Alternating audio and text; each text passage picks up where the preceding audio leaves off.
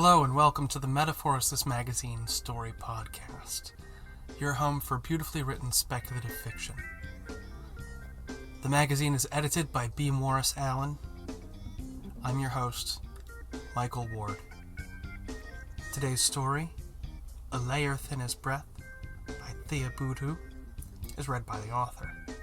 Thea Boodhoo grew up in the western United States as the only child of Bohemian intellectuals. The only hobbies she could afford were free ones, so she became a writer and explorer. The redwood forest and the high desert were her best friends, and maybe they still are. She lives in San Francisco with an old shaggy rabbit, a looming jungle of houseplants, and 30 reference books on indigenous foods for her in-progress science fiction novel. Find her online at theaboodhoo.com, TheaBoodhoo,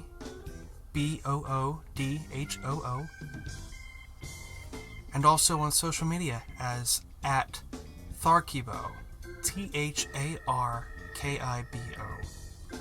Find Thea Boodhoo's story, A Layer Thin as Breath, in Metaphorosis, Friday, July 12th, 2019. And now, without any further ado, as read by the author, A Layer Thin as Breath.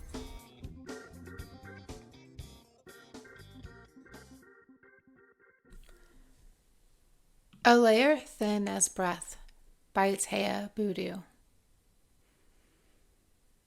Belly, can you still hear me? Julian's voice filtered through her dying radio. The Prince of Cats was a speck of light dimming through the gold-gray film that, atom by atom, was devouring her helmet. Valley tried to say something, anything, failed. Julian was sobbing on the other end. I'm so sorry. I'm so... And that was it. Her radio was gone. Oh God, she breathed to herself, to no one. Oh God. I don't want to die. I don't want to die. She sobbed once, twice, and then, with tears pooling in her eyes and the Prince of Cats invisible through the liquid, she found a pocket of calm, like stepping from a noisy bar onto a cool, quiet street. Something brushed against her hand, and she cried out, startled. Her vision was still blurred by tears, and the thing dissolving her spacesuit was like an iridescent veil across the glass of her helmet. But through it all, she could see the outline of her hand, not her glove, her hand. The veil, delicate as a cobweb when it had floated innocuously through space, was finally at the layer of her skin. It felt like cool air at first, then like nothing. Then her fingernails tickled. She was so surprised to see her bare hand covered only in iridescent gauze against the black of space without the sensation of it freezing solid that she forgot she was dying. When she remembered, she screamed again, and as she screamed, the iridescent veil dissolved the final layer of her helmet glass and fell toward her face. Hyperventilating, she felt it against her nose and forehead, cheeks and lips like cold mist, and every time her breath sucked in, the thing moved further into her mouth. She tried to spit it out, but in it came, in and in and in, forcing past her coughing and gagging, pushing into her nose and ears, and she could see again. It had absorbed her tears. Her spacesuit was gone. She was still alive. Her scalp itched. She touched her head. Her hair was gone, and her fingertips felt strangely sensitive on the edge of pain. She looked at her hands. Her fingernails were almost gone. The itching faded, and she felt the cobweb against every centimeter of her skin, enveloping her like water. It squeezed everywhere until she could barely breathe, then released the moment before panic overtook her again. It was in her eyes, but it didn't resist as she blinked. Her eyelashes were gone. It wrapped around her teeth and tongue, against the roof of her mouth and the inside of her cheeks. She tried to swallow and felt it lining her esophagus. Nausea overcame her. She dry heaved until the feeling faded. She floated through space, holding her knees and crying tears that were immediately absorbed, breathing without drawing air into her lungs, the spider silk feel of the space thing that enveloped her, like impossibly thin gloves between the skin of her hands, which should be frozen, and her shins, which should also be frozen. The cobweb had penetrated every part of her. It had eaten every strand of hair and every fingernail and toenail. She was left with nothing else, like a forgotten mannequin in a dusty storeroom. She realized she was in shock. But she wasn't dead. She felt her toes and squeezed one where there should have been a toenail. It hurt. Okay. It hurts. Okay, I really am alive.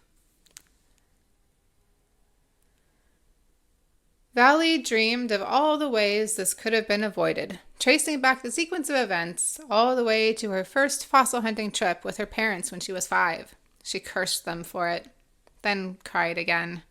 She put the memory away. No, you've taken everything else. You can't have that. Valley had still been working on her PhD when she and Julian found the first fossil. It was a small mystery, like a crumpled piece of laundry with a too regular microtexture on a Kuiper Belt meteorite on Titan. When the press release came out, tech billionaire Linda Wallace convinced herself, or at least her board, that it was extraterrestrial technology. She'd recruited Valley and Julian, a crew, and the Prince of Cats to go looking for live ones in the Kuiper Belt. It was a crazy long shot, like Jefferson sending Lewis and Clark after mastodons. The media went crazy when Linda announced she was going herself. Valley hadn't believed the technology hype, preferring the biological explanation she defended in her thesis. But the promise of exotic tech and Linda's force of personality won the expedition ample funding. And they did find live ones. Whether they were biological or technological seemed irrelevant after that. They seemed to feed on icy bodies floating between Kuiper Belt objects like motes of dust in a dark room. Harmless, delicate, beautiful when the light caught them. And now, something was crawling on her arm. It startled her out of her regrets. She grabbed at the spot that tickled, but found only cobweb. The feeling of the layers brushing against each other between her fingers and her forearm was firm and smooth, as if her skin were made of silk. It looked impossibly delicate. She could see her brown skin through its iridescence, yet it was strong enough to keep her pressurized in the vacuum of space. The vibrations moved around her body, touching every part with varying strength before finally fading. What is it doing? How am I alive? It must be producing oxygen inside my respiratory system. She held her breath and counted. 30, 60, 160. She didn't need to inhale. Okay, that's not disconcerting at all. She tried not to think about it, failed, started to panic again. She was distracted by a light flickering across her shoulder, then her arm. At first, she thought it was coming from a ship she couldn't see. She tried to look behind her, but without leverage, it was impossible. As the glow steadily increased and moved across her body, she realized it was the cobweb making it, emitting light against every surface it touched, just like the vibrations. This is starting to feel like a calibration sequence. Wait, was that it? Was it trying to communicate? Blindly trying every spectrum? Sound, she said. I use sound. Talk to me. A vibration started in her throat, then moved out across her face and became a voice as it approached her ears. It was her own voice. Sound, it said. I use sound. Talk to me. Okay, Space Cobweb. This I can do. It might have been hours or millennia before they reached a planet. Valley's periods of unconsciousness were indeterminate, and each time she awoke, the stars were a mess. Constellations kept shifting, changing shape, and disappearing altogether. She didn't know enough astronomy to guess where the cobweb was taking her, but everything she knew about physics told her it was impossibly far. She assumed her periods of unconsciousness were long cryogenic sleeps, but how long? How much time had passed? Was anyone she knew still alive? Did it matter if she had no way of ever going back? And where the hell was this thing taking her? She killed her waking time by talking to the cobweb. It wasn't much of a conversationalist, but it learned to count eventually, and it could mimic anything she said. She named everything she could see out loud, which included body parts and stars, and that was it. She named the thing, officially, Cobweb. And then, after countless sleeps, she finally woke to a horizon. It was blue. The wrong blue. A gas giant orbiting a red sun. Clouds swirled and spun in lava lamp dances from pole to pole, turquoise and robin's egg and white. She watched it quietly for hours before naming it. Planet, she said. Planet, said Cobweb. Sorry I'm not more creative. Sorry I'm not more creative. She accepted its apology. And just as a small red-orange sphere rose over planet's endless storms, she fell asleep again. Dusty sand supported her when she woke, holding her hands and feet, arms and legs, neck and face against gravity. It felt strange to feel her weight again, and stranger to feel her face, nose, and mouth buried in sand that didn't irritate her eyes or threaten to fill her lungs. Cobweb had set her face down on this moon. How could it know she wasn't accustomed to slithering or rolling? It seemed to have simply dropped her in the position from which she was least likely to fall. Inside the cobweb, she felt no difference between this atmosphere and empty space, and had no way of knowing if the air had oxygen, if it was cold, or what the wind felt like. She couldn't even taste the sand in her mouth, but at least it looked different. She lay there for a moment, weakened by long-term weightlessness, but also elated to be touching ground, any ground. She couldn't feel the planet directly with her skin, but the cobweb was thin, and she could feel the texture of the sand if she rubbed it between her fingers, the bumps of the pebbles prodding her flesh. When she decided to stand, she realized she was far too weak. Everything had atrophied, and she was thin, emaciated, on the edge of starving, but not hungry. Cobweb made every molecule she needed, nothing more. Come on, help me out. You brought us through galaxy knows how much space, but you can't help me stand up. Come on, help me out. Mindless repetition. She sighed. The landscape reminded her of Mars. The odds were against this atmosphere being breathable by humans, but she had no way of knowing. She was in a spacesuit still, just a very thin, weirdly intelligent spacesuit that liked to kidnap exopaleontologists and happened to be equipped for interstellar travel. Interstellar travel. The phrase echoed in her mind as her eyes followed the brownish-red horizon, the double shadows of the rocks and dunes, and the blue giant in the sky whose reflected light made weak blue double shadows. She was truly in another solar system. Everyone, Linda, Julian, her crew, her parents, all gone with time. Julian's sobbing last words to her echoed across the plain.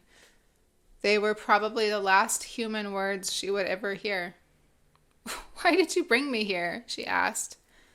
Why did you bring me here? Cobweb answered.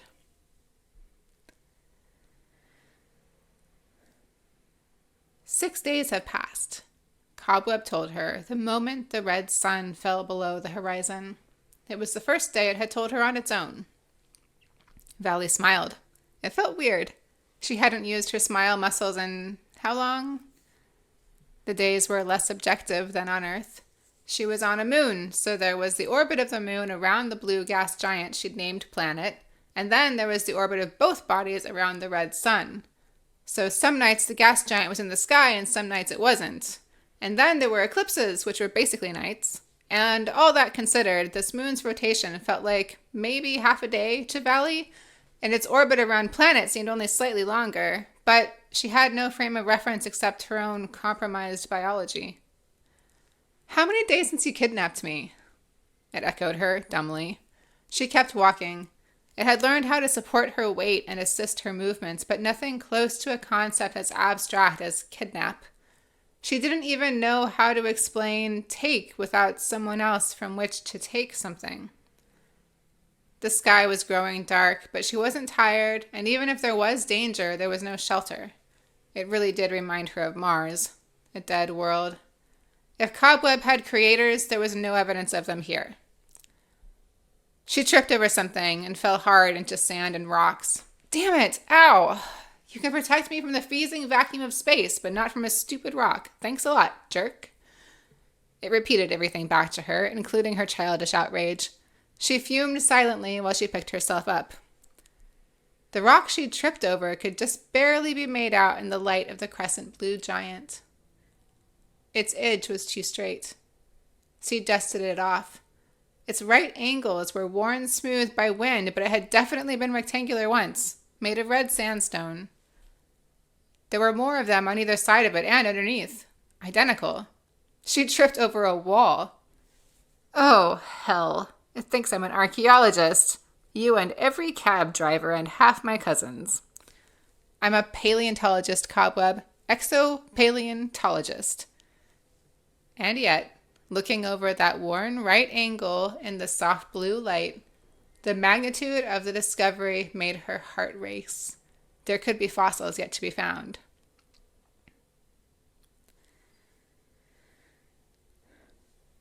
Morning light revealed the outline of a buried city. She'd seen places like this as an undergrad on the way to Mesozoic field sites in New Mexico. Unexcavated ruins, almost indistinguishable from the surrounding stone and sand until you start to see a pattern that nature doesn't make. Just take out all the sagebrush and turn the sky a dusty orange, drop a blue gas giant in the sky, and... Holy shit, what is that? Something moved in the ruins, and it wasn't masonry. A blob, 4 or 5 times her size, lurched toward her. It was wrapped in the same diaphanous material she was, grayish and shining gold where the sun hit it. The blob had its own cobweb. How long had it been here? How was it still alive? Where was it from? Was it dangerous? Was it intelligent? It was shapeless, amorphous, moved like a galloping amoeba. It slowed as it came close, then stopped about 4 body lengths away from her. Was it afraid? She waved. For a second, she had a mental image of the naked couple on the Voyager plate and laughed, nervous, too loud, startling herself. The blob twitched. It was flickering vivid purple patterns across its skin under its cobweb. Blue, said Cobweb. She shook her head. Purple. She looked down at her own body. Cobweb had perfectly matched the shade on the outside. She was a vivid purple from head to toe. She wanted to try something. Red, she said. Her exterior turned red. The blob lost its color. No red. Blue. She turned the precise color of the only blue around, the gas giant they orbited. The blob changed a dull purple. Maybe it can only do purple, she thought. Maybe most of its light perception is in the ultraviolet range, and I can't even see 90% of what it's showing me. She tried something else. 1. Cobweb drew 1 line, a photographic replica in purple of the ones she'd drawn in the sand across her chest. 2, 3, 4. Cobweb kept up, adding lines as she counted. The blob matched her at 4 lines, then showed her 5. 5, she said, and Cobweb matched it. The blob showed a 6th. 6, Cobweb translated. Blob went to 7. Excitedly, she said, Planet! Cobweb displayed a vivid photographic rendition of what she'd seen in space as they approached this world. A screen grab from the moment she named it. She couldn't see it all, but suddenly her hands were covered with stars, her legs and belly were the blue of a gas giant, and rising behind it across her chest was the unmistakable red-brown surface of the moon that all 4 of them now shared. Human, blob, and the cobwebs covering each. Where's your sorry I'm not more creative now? Blob displayed a similar image, but in shades of purple, from a different angle of approach. She clapped her hands with delight. In response, Blob protruded 2 pseudopods and tapped their ends together. I've made friends with an alien. They walked the ruins together, stopping to dig at interesting spots. The city had been huge, and they spent days exploring. Valley wondered at first if Blob was from this planet, maybe some more habitable region, and if Blob's people had created the cobwebs, assuming the cobwebs had creators at all.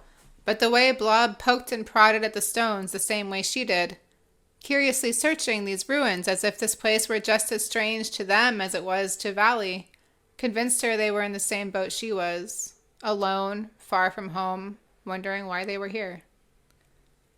Another intelligence with its own cobweb in the mix gave Cobweb the chance to learn more abstract concepts like us, here and there. Blob expressed themselves in flashing purple patterns and bulbous protrusions, no sound. She wasn't sure if they had eyes, but they seemed to see in every direction at once. Having someone else here, she rambled, knowing nothing would translate but needing to talk.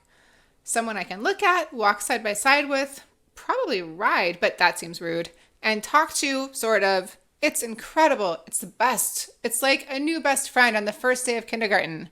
And, she said the next line over Cobweb's mindless repetition, it's so fucking lonely, too. The words were lost in Cobweb's echoes. When they finally repeated back, she cringed. When it had just been her, she could forget. Now, Blob reminded her of everyone she'd ever walked with, everyone who was gone.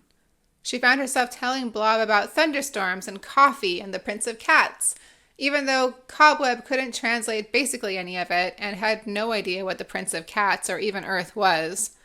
Valley would trail off mid-sentence, choking on a name whose face she was already forgetting.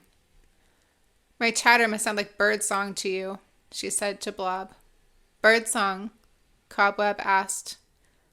Blob flashed inscrutable purple patterns. Maybe they were rambling, too. Thinking of Cobweb's calibration sequence, Valley realized she and Blob had a lot in common. Considering the vast range of strengths of different frequencies, what if Blob's bioluminescence had blinded her? What if her voice had deafened them? What if she'd towered over them and accidentally stepped on them, or vice versa? Shit, had she stepped on anyone already? What other beings were out there? How many worlds with ruins? What other languages did the Cobwebs know?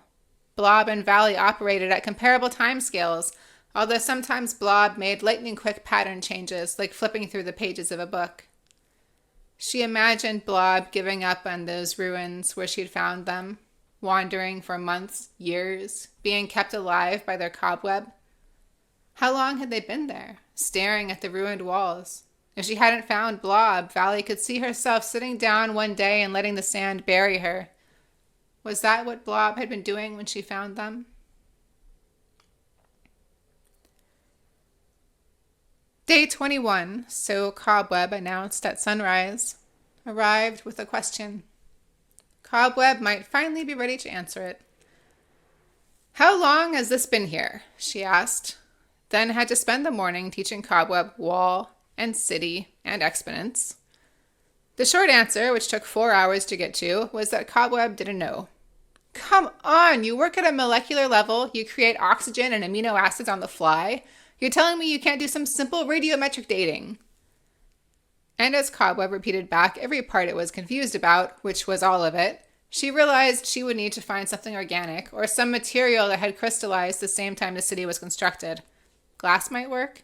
Masonry would only give the date the rocks were formed, and sandstone masonry would only give the date of the rock its sand was made from.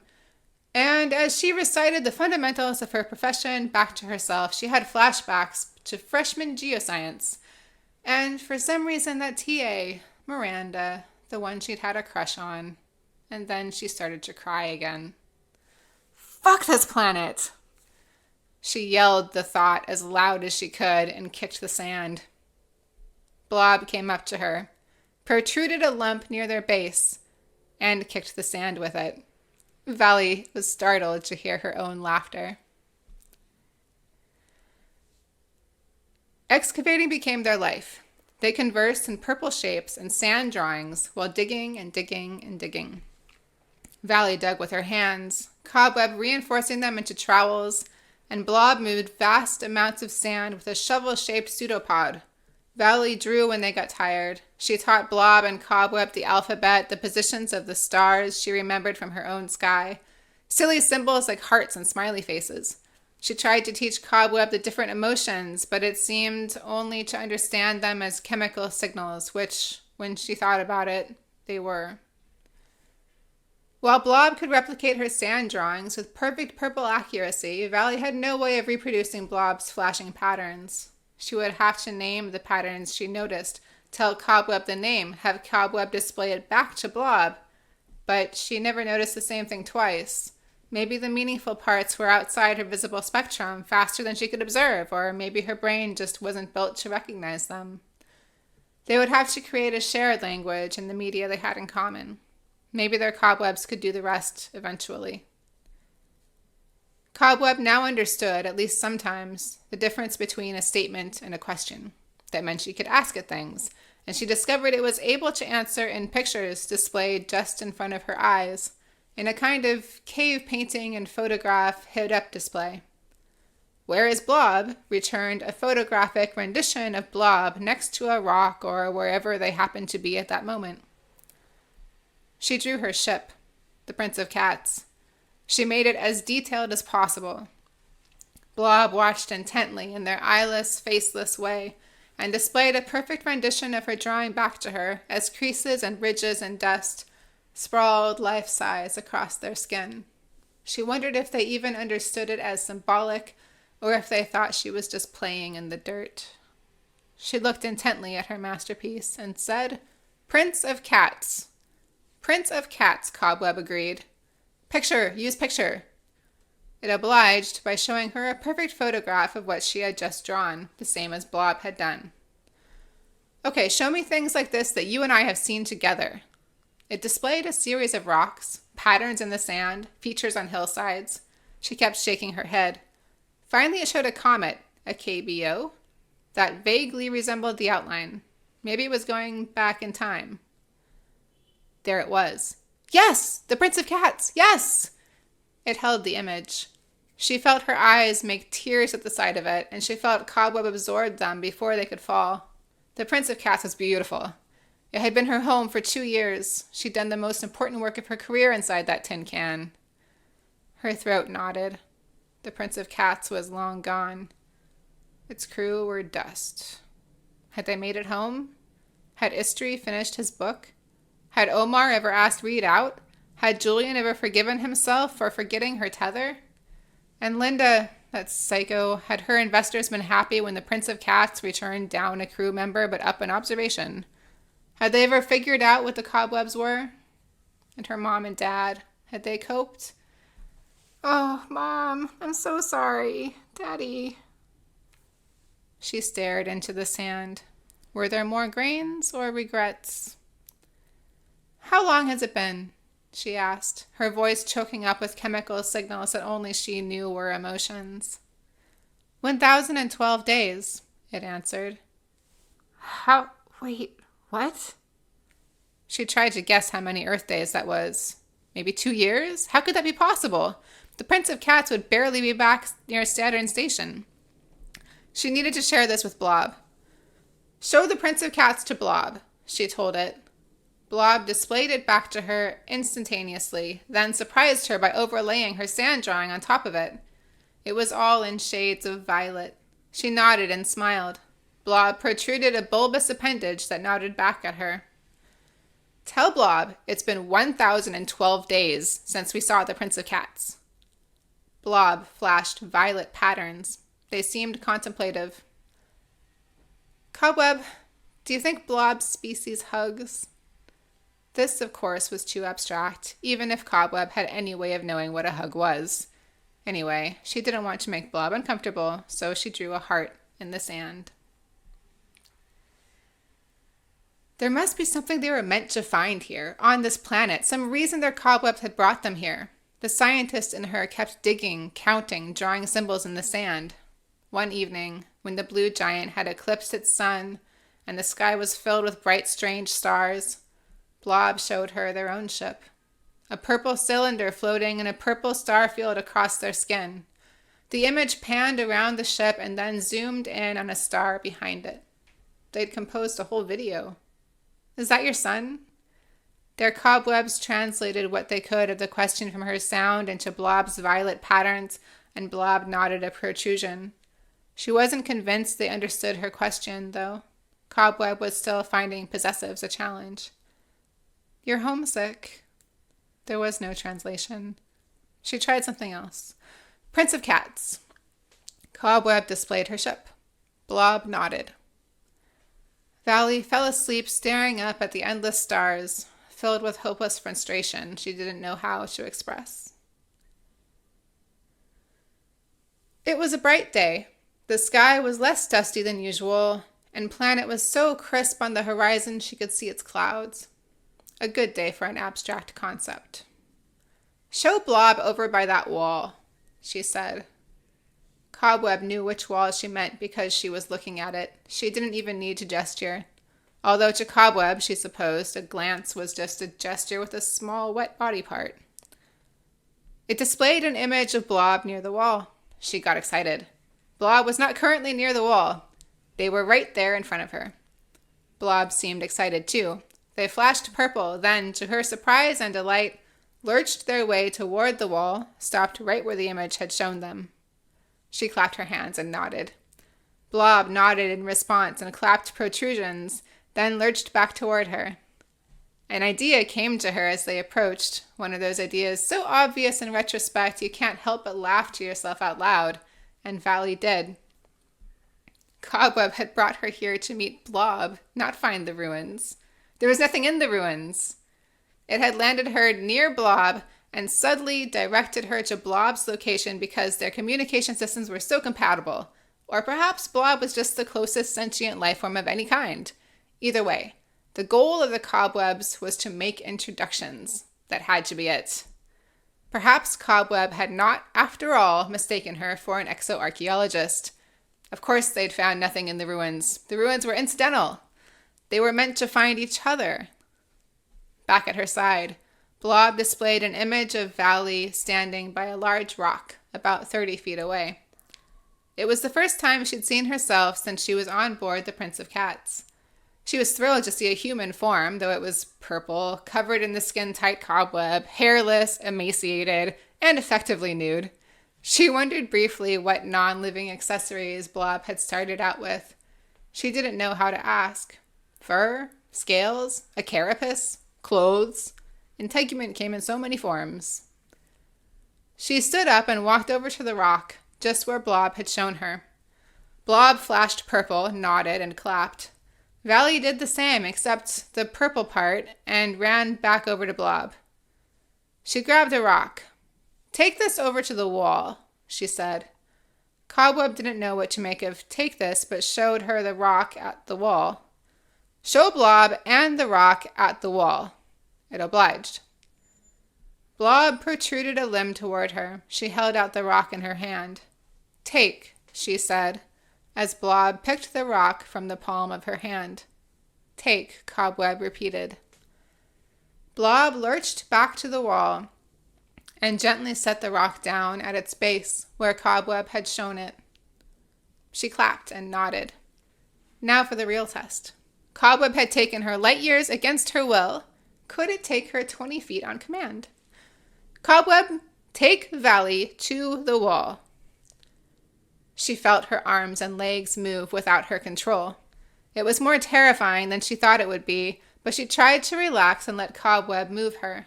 It was not unlike the way it assisted her movements normally, but totally giving up control was disconcerting, and she kept tensing up involuntarily. The movements were slow and jerky. Halfway there, she felt a muscle cramp up and her legs stiffened. Cobweb stopped its motions and she fell over. Blob rushed to her side. They couldn't possibly understand that she was in pain, but they surely recognized motions that were unusual for her. Did they guess what she was trying to do? Blob helped her up. She wondered again if their species hugged. How could I leave you alone here? We still have so much to learn about each other.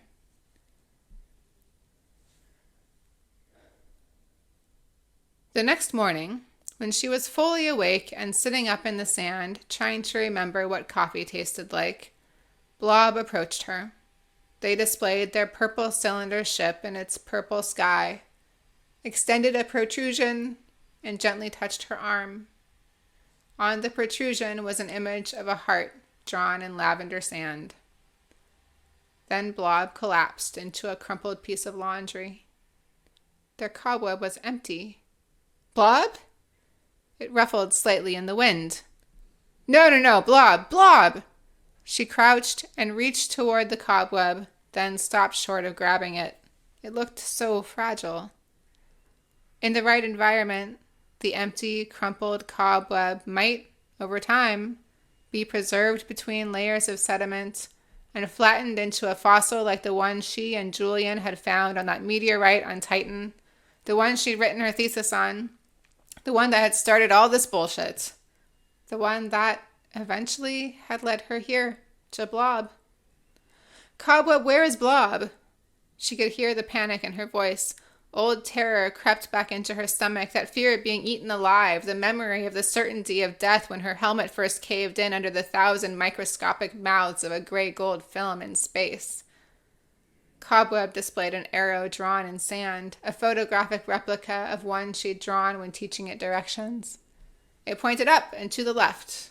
Her eyes followed it until it hovered over a nondescript spot in the bright, dust-filled sky.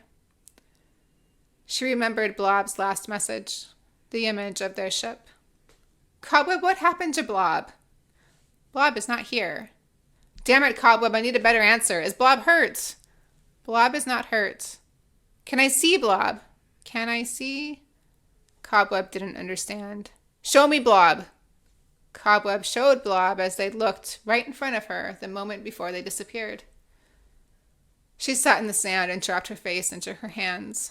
Blob had left her alone, with only Cobweb and the silent ghosts of this nameless galaxy-forsaken moon.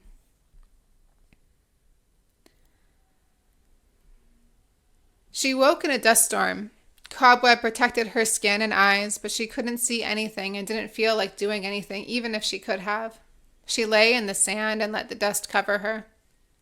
How many sentient beings were buried in cobwebs on ruined worlds? She thought of the first time she'd met Blob, the way they moved toward her, excitedly she now realized, across those ruins. The first time Blob touched 2 pseudopods together after she clapped her hands. She thought of Blob's excited purple flashing and their shared moment of discovery when they taught their cobwebs take. Had Blob told their cobweb to take them away? To take them home? Could it be that simple? But how had they traveled? It had seemed instantaneous, and Blob had left their cobweb behind. Maybe Blob's species had some trick? Maybe they'd been rescued somehow. Then another thought occurred to her. Cobweb, she whispered. Take me to Blob's cobweb. She blacked out. When she woke, the dust storm still raged, but the sand under her had shifted. She felt around. It wasn't anywhere in front of her. She sat up. A crumpled, empty cobweb was just behind her, laying in the center of a human-shaped depression in the sand. Incredible, she whispered. That wasn't Blob's cobweb. It was hers. She was in Blob's cobweb now. It felt identical. How many cobwebs have I had? 3,929. It was her own voice, just like her cobweb had used. She realized the cobwebs must share information from the way they facilitated her and Blob's communication, but now it was obvious they were more intricately networked. They didn't just transmit information, they transmitted matter. That was why they didn't need propulsion. That was how they kept her and Blob alive on a planet that had only rocks and air. There could be trillions of them. They could be in every solar system in the galaxy, undetected by civilizations like her own, until adventurers like Julian and Linda and herself and Blob journeyed to their comet belts where the cobwebs grazed and left trace fossils between accretion layers. Blob had figured it all out, but hadn't known how to tell her. They could only show her by example. And Cobweb, all the cobwebs, they couldn't just plant her on some inhabited world and expect the natives to treat her with respect. No, They had done this many times and knew how fucked up social species could be. They had to make introductions on worlds where two beings would be forced to become friends. It had worked. She thought of her shipmates, Linda's constant string of profanity, which had apparently rubbed off on Valley more than she'd realized, and the rest of the crew, Istri with his dark, sexy shoulders, and quiet hours writing, Omar and Reed's constant flirtation in the engine room, and Julian, stupid, space-mad Julian, who'd gotten her into this mess in the first place with a forgotten tether. I'm going to kick your ass for this, Julian, after hugging you really, really hard. Valley closed her eyes. It seemed like a good time for a deep breath, but she hadn't breathed in months, so she shrugged instead. No way is this going to work. Cobweb, take me to the Prince of Cats. And the red world faded, and she fell asleep.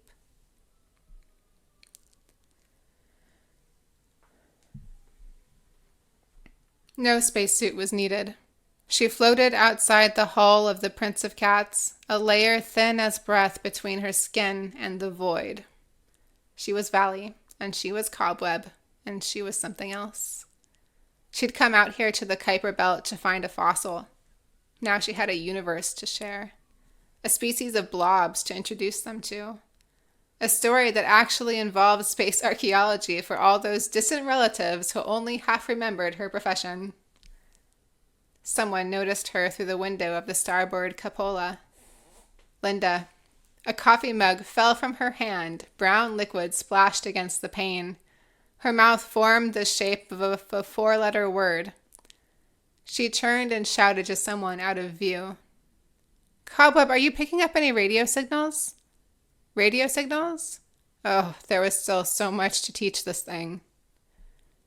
Someone else appeared in the window next to Linda. It was Julian. He held up a piece of paper, letters hastily scrawled. Valley? Valley, said Cobweb. She nodded. Would you write something back to him for me, Cobweb? She spelled it out, and the letters appeared across her torso, replicas of ones she'd drawn in sand. I'm okay. Need hugs, though. She wondered, as the airlock door inched open, if there was any hot coffee left. And then a terrifying thought occurred to her. What if she couldn't taste it?